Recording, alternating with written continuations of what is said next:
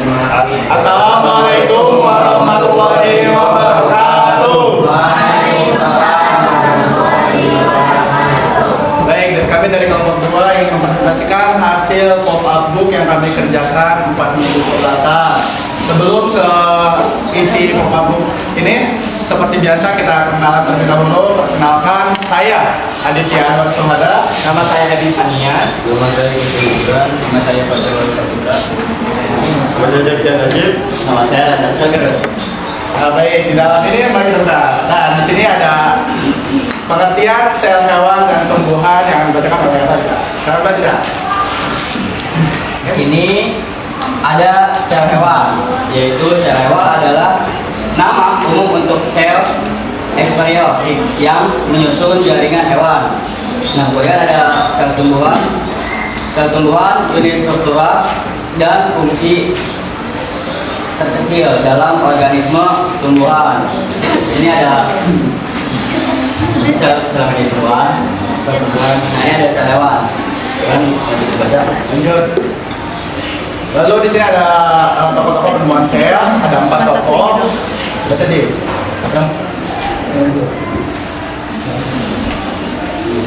Tokoh-tokohnya yang pertama ada Robert Koch 1935 sampai 1703, adalah seorang ilmuwan Inggris yang terkenal karena kontribusinya dalam berbagai bidang termasuk fisika, biologi, dan ekonomi. Dan kedua ada Anthony van Leeuwenhoek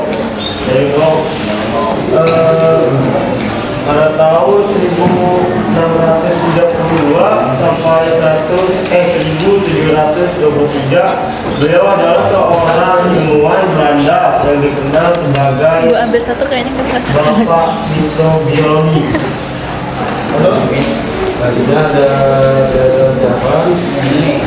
Ribut 1882.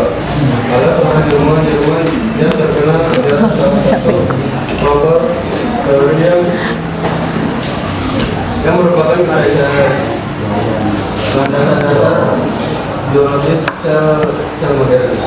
Lalu yang terakhir, Ada Rudolf Darwin yang menjadi 1821 sampai 1909. Adalah seorang ilmuwan dan dokter Jerman yang sangat berpengaruh dalam bidang patologi, dermatologi, dan epidemiologi. lalu yang di sebelahnya ada perbedaan sel tumbuhan dan hewan. Yang pertama, sel tumbuhan itu ukuran sel tumbuhan biasanya lebih besar dari sel hewan. Lalu memiliki dinding sel yang berfungsi menjaga dan membentuk sel dari selulosa. Lalu letak nukleus ada di bagian inti sel, yang ada di tepi sel, tidak memiliki sentriol. Sentriol. Oh, sentriol. Lalu memiliki plastida. Contohnya kloroplas yang Kloroplas.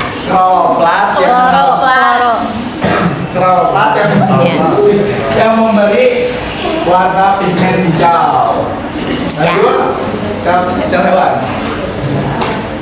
Nah, selanjutnya ada sel hewan.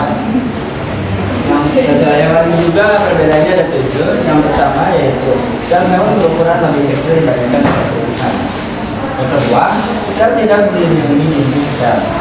Yang ketiga, hanya memiliki membran plasma. Yang keempat, tidak memiliki plastida.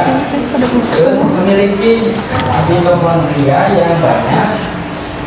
Nukleus berada di tengah dan bagian terbesar.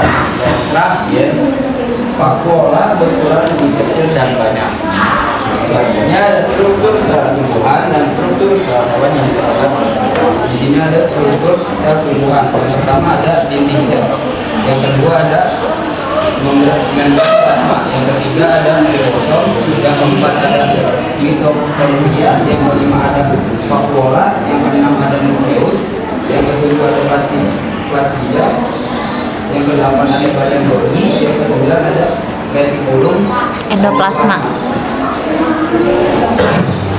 Di sini ada struktur sel hewan. Yang pertama ada nukleus, yang kedua ada Nukleolus. Nukleolus. yang ketiga ada retikulum Endoplasma. yang keempat ada membran sel, yang kelima ada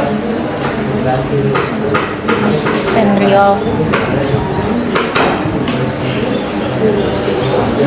yang kelima ada Sitoskeleton. yang keenam ada mikrotubulus, yang ketujuh ada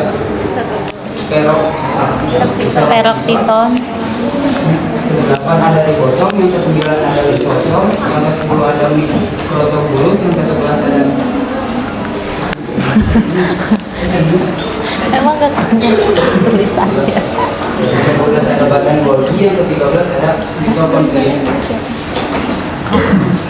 Oke, baik, mungkin cukup sekian materi yang ada di dalam pop-up buku ini. Kurang lebihnya mohon maaf. Wassalamualaikum warahmatullahi wabarakatuh. Waalaikumsalam.